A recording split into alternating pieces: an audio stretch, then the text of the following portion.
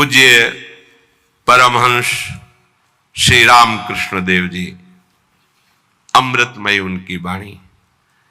अय उपासक, तुम कभी किसी से वाद विवाद न करो। बहुत अमृतमय वचन है।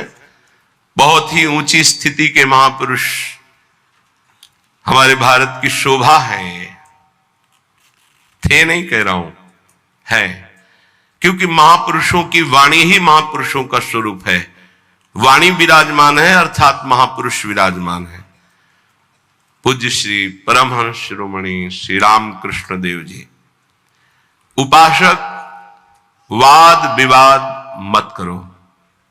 जिस प्रकार तुम अपने इष्ट देव को, अपने धर्म को दृढ़ विश्वास के साथ पकड़े हुए हो और महान मानते हो, ऐसे ही कोई दूसरे धर्म का उपासक अपने इष्ट देव को और अपने धर्म को महान मानता है। इसलिए तुम अपने धर्म को महान करके दूसरे को नीचा दिखाने वाला वाद विवाद मत करो। कितना सुलझा हुआ स्वरूप महापुरुषों का। केवल वाद विवाद से तुम अपने धर्म और इष्ट देव को खो दोगे।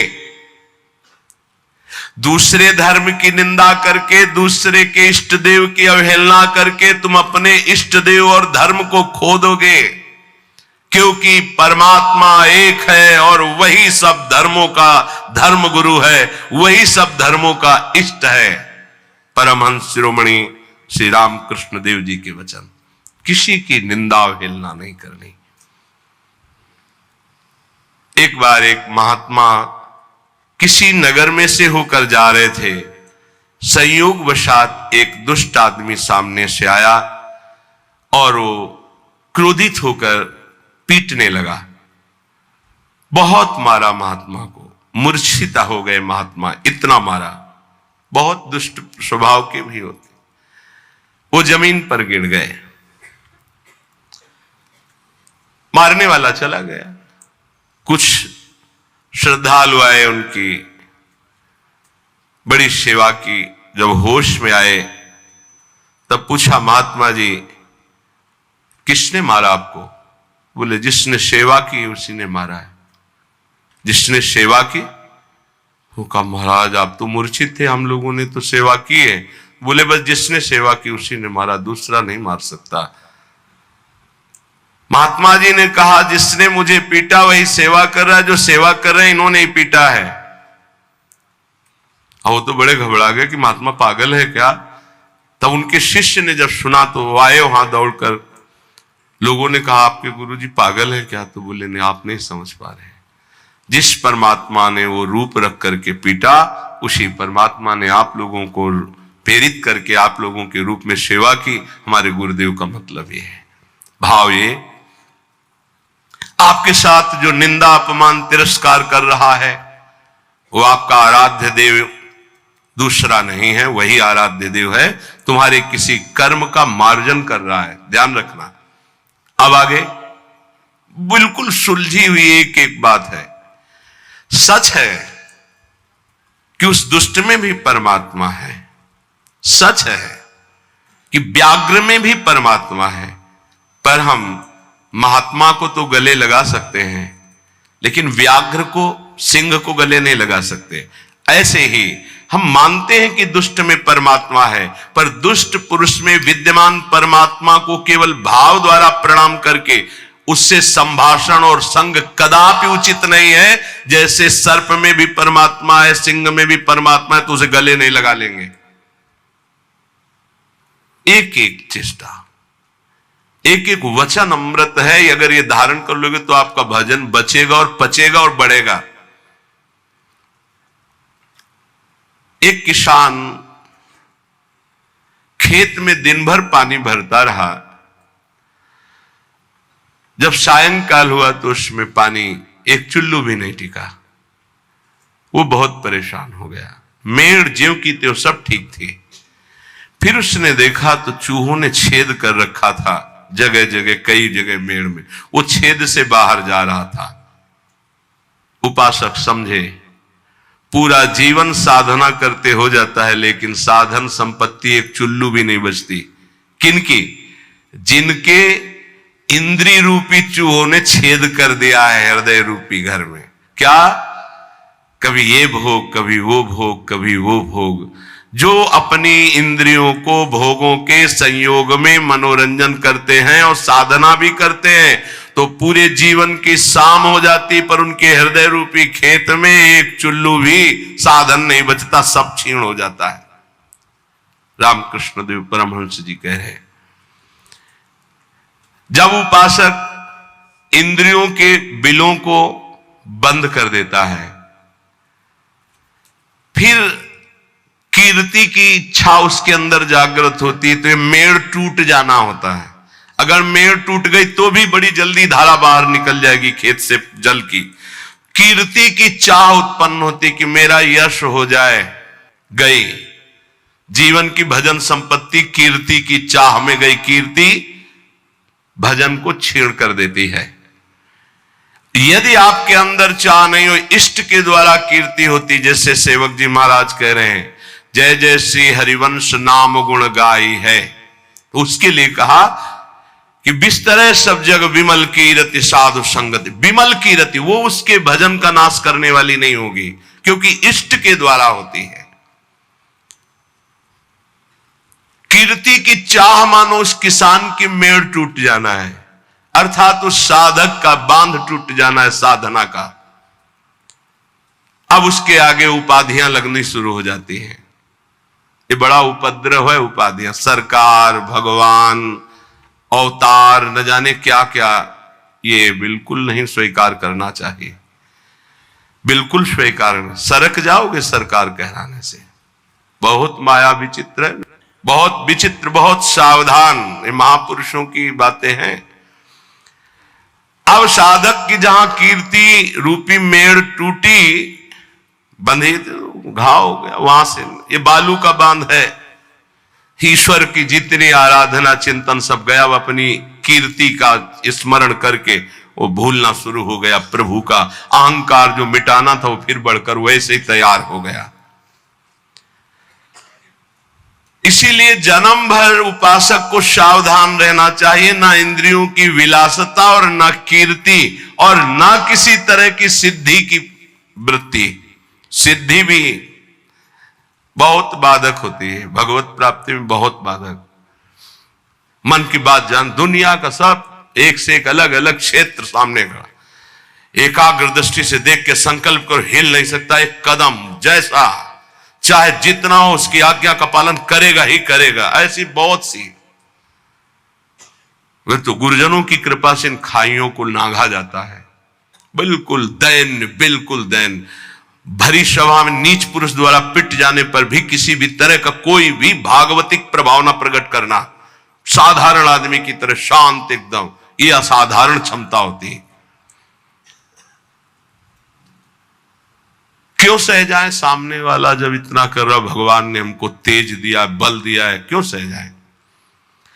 बोले एक भाई अपने मुखौटे को लगाकर सिंह का अपने घर में गया तो घर वाले एकदम भयभीत हो गए, लेकिन उसकी बहन ने उसको मुखौटा लगाते हुए देखा था। वो नजदीक गई और मुखौटे में थप्पड़ चल और उतार के रख दिया। रामकृष्ण परमहंस देव जी कह रहे, समझे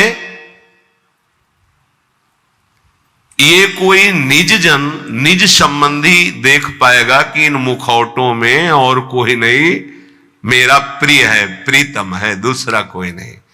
ये जो गाली दे रहा है, जो अपमान कर रहा है, जो पीट रहा है, वो मेरा प्रीतम है जिसकी मैंने आराधना की है।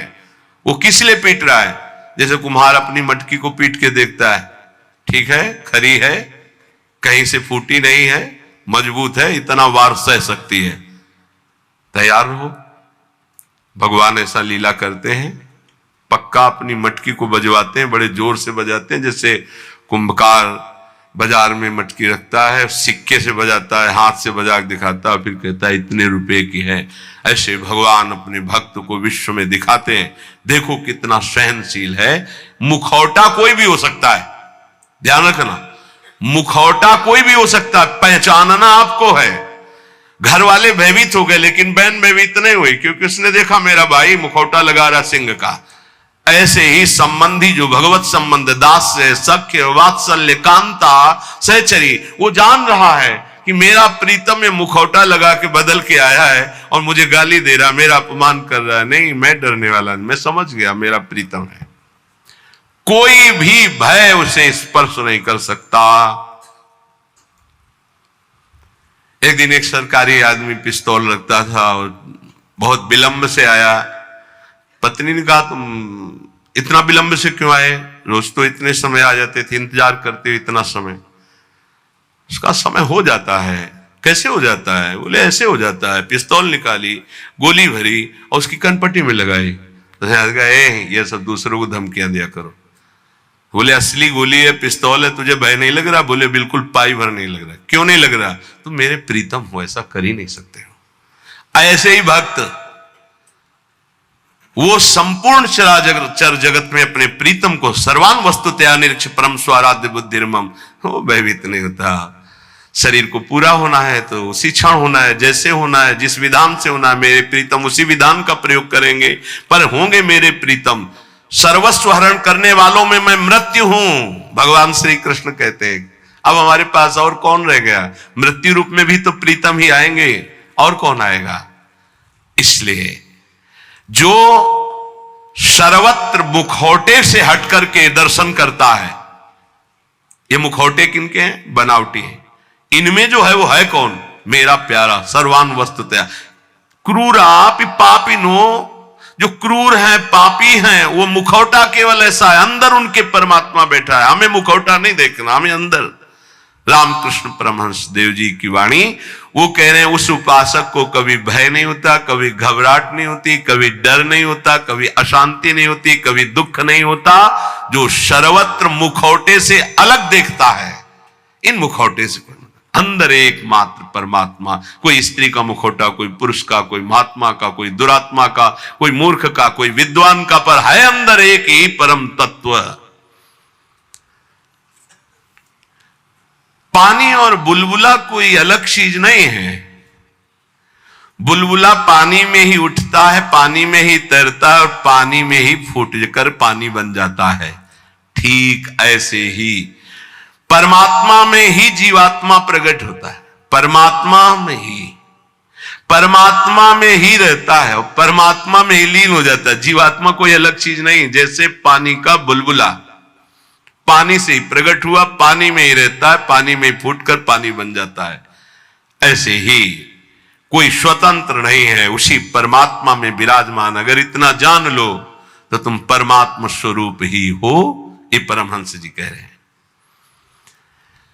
देखो, रेलगाड़ी का इंजन वेग के साथ चलकर ठिकाने पर अकेला नहीं पहुंचता है, बल्कि लाखों लोगों को पहुंचाने की सामर्थ्य रखता है। जोड़ते जाओ, बैठते जाओ, इंजन में बड़ी पावर है। बोले ऐसे ही आचार्य इंजन है और अनुयायी जन आचार्य के डिब्बे हैं। कितने जन बैठ करके परम पद में, निकुंज में पहुंचते हैं। कभी भी ये नहीं सोचना चाहिए कि इतने लोगों का उद्धार कैसे हो जाएगा, इतने लोगों का कल्याण कैसे हो जाएगा। बहुत लोग जुड़े, कैसे कल्याण? तो बोले ईश्वरीय शक्ति इंजन है और वो शांत, वो गुरुजन डिब्बे के समान है।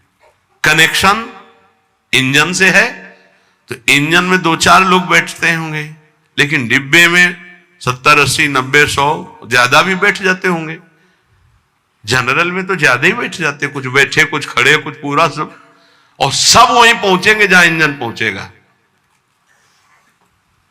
बिना टिकट के होंगे तो 2-4 थप्पड़ लगेंगे, थोड़ा टैक्स लग जाएगा, पहुंचेंगे वहीं।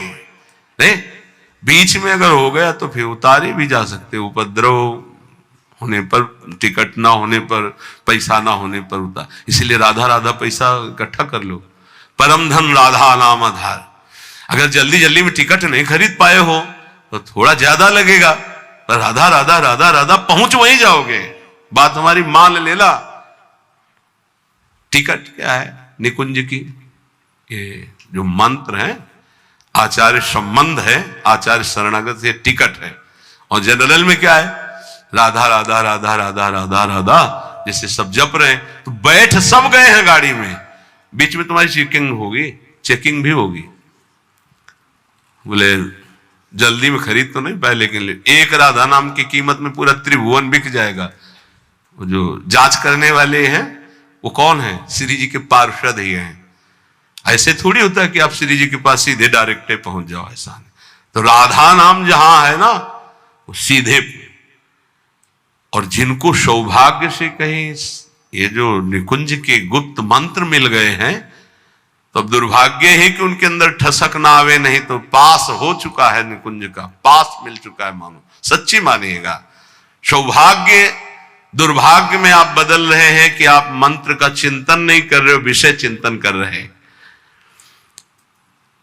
रेलगाड़ी के इंजन में उतने लोग पार नहीं हुए जितने डिब्बे में बैठकर वहां पहुंच जाते हैं। अर्थात आचार्य और आचार्य परंपरा, आचार्य के तो विशेष विशेष कुछ पार्षद हुए, लेकिन आचार्य परंपरा में लाखों ऐसे महापुरुष हो गए कि करोड़ों को श्री जी के पास पहुंचा दिया, श्री जी में तन्मय करा दिया। राजहंस कभी पानी, वो दूध पीकर पानी को छोड़ देता, राजहंस। ऐसे ही जो उपासक है, जो संत है, जो भगवत प्रेमी महात्मा है, तो माया और ब्रह्म दोनों मिले हुए हैं एक में। वो केवल ब्रह्म, केवल परमात्मा तत्व को और जल को जैसे छोड़ देता है, दूध पी के जल को छोड़ देता है, ऐसे वो माया के विकारों को छोड़कर परमात्मा स्वरूप में स्थित हो जाता है। दैवी संपदा का महान सुख उसके हृदय में जागृत हो जाता है, जो माया के विकारों पर मुक्ति प्राप्त कर लेता है। कोई भी विकार उसके ऊपर प्रभाव नहीं डालता। हाथी को खुला छोड़ दे तो मनमानी आचरण करके वृक्षों को उखाड़ता है, तोड़फोड़ शुरू कर देता है। लेकिन जब महावत अंकुश पर अंकुश प्रहार करता है तो घुटने के बल हाथी हो जाता है।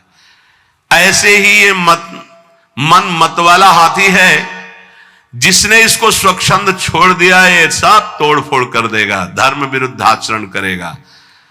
महावत है उपासक, हाथी है मन और अंकुश है ज्ञान। प्रहार पे प्रहार करके उसको घुटने के बल अर्थात मन को अधीन कर लिया, तब वो शांत चित्त परमात्ममय हो जाता है। मन ही भगवान का स्वरूप बन जाता है। इंद्रियाणाम मनश्चास्मि, पर पहले अंकुश की मार देनी पड़ेगी, छोड़ना नहीं। इसको छोड़ दिया तो तोड़फोड़ मचा देगा। मतवाला ये हाथी है मन, किसी के अंकुश से, केवल ज्ञानांकुश, जो नाम मंत्र मिला खूब जपो, इसी से मानो तुम्हारे अंकुश की धार तीक्ष्ण होगी, इसी से तुम्हारा मन बस में होगा, दूसरा कोई उपाय नहीं। कल एक साधक प्रश्न कर रहे थे एकांतिक में, मैं जानता हूं ये नहीं करना चाहिए फिर भी करता हूं, क्यों? दो बातें। पहली बात, तुम में आध्यात्मिक सामर्थ्य खो चुकी है, जान करके भी तुम उसको रोक नहीं सकते क्योंकि बलहीन हो। और दूसरी बात, तुम्हारी सुख बुद्धि उसमें है, जरूर ये कहते हो मुंह से कि नहीं करना चाहिए, पर अंदर है कि इसमें सुख है। इन दो बातों के कारण तुम भ्रष्ट होते रहते हो। तो हमको पहली बात बलवान करनी है कि हमारे अंदर नाम बल आवे, तो दूसरी बात अपने आप हट जाएगी, सुख बुद्धि हट जाएगी। पहले नाम जप करके अपने को बलवान बनाइए। समस्त विकारों को नष्ट करने का मैं तुम्हें एक सरल उपाय बताता हूं। रामकृष्ण परमहंस देव जी, तालियां बजाकर जब नाम कीर्तन जोर जोर से किया जाता है तो जैसे वृक्षों में बैठे हुए पक्षी उड़ जाते हैं, ऐसे हृदय के काम क्रोध आदि नष्ट हो जाते हैं। रामकृष्ण परमहंस देव जी तालियां बजाकर राधा राधा राधा राधा राधा, किसी संगीत की ओर ज्ञान वृत्ति ना हो तो अपने पास परम संगीत है तालियां बजाकर। तो कह रहे हैं कि जैसे वृक्षों में बैठे हुए पक्षी तालियां उड़ जाते हैं, ऐसे हृदय में बैठे हुए काम क्रोध भाग जाते हैं जब नाम कीर्तन। जब किसी को भी काम आदि वेदना हो तब नाम कीर्तन करके देखना, तो नाम कीर्तन होने ही नहीं देगा काम। देख लेना, उस समय अगर उपदेश भी किया जाए तो तुम्हें अच्छा नहीं लगेगा। कामी समझी में हरि कथा ऊसर बीज बे फल। और अगर आप शुरू कर दिए तो वो टिकेगा नहीं, भाग जाएगा पक्का। बहुत सुंदर उपाय महापुरुषों के हैं। उपासक की उपासना परिपक्व कब मानी जाती है? जब अपने आराध्य देव का नाम लेते ही रोमांच हो जाए और आनंद अश्रु बहने लगे, तब समझना चाहिए कि हमारी उपासना परिपक्व हो रही है। उपास्य देव का नाम लेते ही आंखों में जल आने लगे, अब उसकी उपासना रंग ला रही। राधा कहते आंसू भर जाएं। एक लकड़हारा जंगल की लकड़ी बेच बेचकर बड़े कष्ट पूर्वक अपना जीवन यापन कर रहा था। अकस्मात उस मार्ग से एक सन्यासी जी आ रहे थे। उन्होंने लकड़हारे के दुख को देखकर कहा, बेटा जंगल में तुम सूखी लकड़ियां बिन रहे हो, इसके आगे बहुत कुछ है, आगे बढ़ो और कुछ तुम्हें प्राप्त हो जाएगा, मैं देख रहा हूं। वो आगे बढ़ा, सूखी लकड़ियां छोड़कर। ध्यान देना, महापुरुषों के उदाहरण साधारण नहीं होते, बात साधारण दिखाई दे रही। जब काफी आगे बढ़ा तो उससे चंदन की खुशबू आई, तो चंदन के वृक्ष मिले।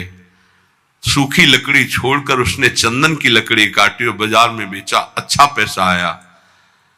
फिर शब्द उसके कान में गूंजा कि बेटा और आगे बढ़ो। तो उसने सोचा और आगे अब क्या मिलेगा, तो आगे बढ़ा।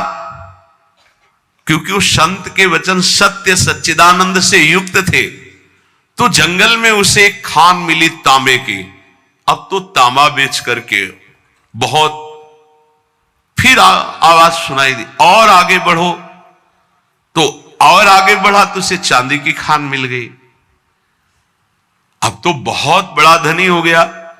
फिर आवाज आई और आगे बढ़ो, तो आगे बढ़ा तो स्वर्ण की खान मिल गई। बोला आप तो बस यही पूर्णता हो, स्वर्ण ही स्वर्ण। फिर आवाज आई और आगे बढ़ो, तो उसे हीरे की खान मिल गई। अब एक हीरा जीवन भर लकड़ी बेचने वाला लकड़ी बेचता तो उसकी बराबरी नहीं, ऐसे हीरे की खान मिल गई। भावार्थ और अंदर उसका रहस्यार्थ, ये मानो भोगों में फंसा हुआ है। आगे बढ़, आगे बढ़। जैसे जैसे वह अध्यात्म की तरफ बढ़ता है, नाना प्रकार के दिव्य सुख, और आगे बढ़ सिद्धियों के सुख, और आगे बढ़ भावात्मक सुख, शांत सुख, दास्य सुख, वात्सल्य सुख, कांता सुख, सहचर्य, अपूर्ण महामाधुर्य रस में स्थित। हमें जब तक भूमा सुख न मिल जाए तब तक रुकना नहीं, आगे बढ़ते रहना है। अल्प सुखों का भोक्ता भूमा सुख का अधिकारी नहीं होता। यदि संत की बात मानकर लकड़ी बेचना काम बंद न करता तो आगे नहीं बढ़ पाता। आवाज आती रही आगे बढ़, तो फिर चंदन, फिर आगे बढ़ा तांबा, फिर आगे बढ़ा चांदी, फिर सोना, फिर हीरा। अर्थात एक से एक दिव्यताएं, आप ज्ञान की सुंदर भूमिकाएं, भक्ति की सुंदर दिव्य भूमिकाएं, इनको क्रॉस करते थे। अल्प सुख साधना का मिले उसी में तृप्त हो गया, वो महान सुख को नहीं प्राप्त कर सकता। श्री रामकृष्ण परमहंस जी कहते हैं, लकड़हारे की तरह छोटी सी साधना के सुख को पाकर तृप्ति का अनुभव मत करो। ज्ञान का समुद्र लहरा रहा है आध्यात्मिक क्षेत्र में, और उस ज्ञान के परम धनी बनकर स्वयं भगवत स्वरूप हो जाओगे।